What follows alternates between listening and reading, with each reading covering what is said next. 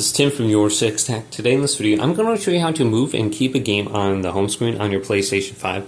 Now, the games that you have on your home screen here, these are your most recently opened games, unless you have it marked as Keep on Home. So if you press Option, you go over the game, you can go on down to where it says Keep in Home, and this will prevent the game from rotating into the game library.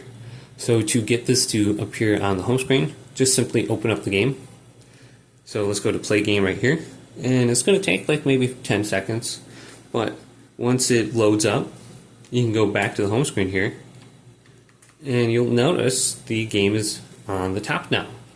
So then we have to go to it, press Options, and go to Keep in Home.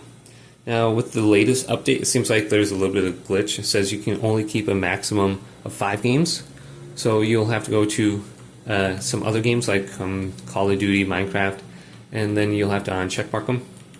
So it seems like there's a little bit of a glitch right now, where I can't keep all the games I want on the home screen here. I can only do 5 total. So I have to go to these games and uncheckmark them, and then I can go to Bloodborne now, and it gives me the option. So I can do that now, and the game will always be on the home screen here. It won't rotate into the game library, even if I don't play it. So hopefully this quick little video did indeed help you out. If it did, leave it a big thumbs up and subscribe my channel down below for more technical videos coming up next on YourSixTech.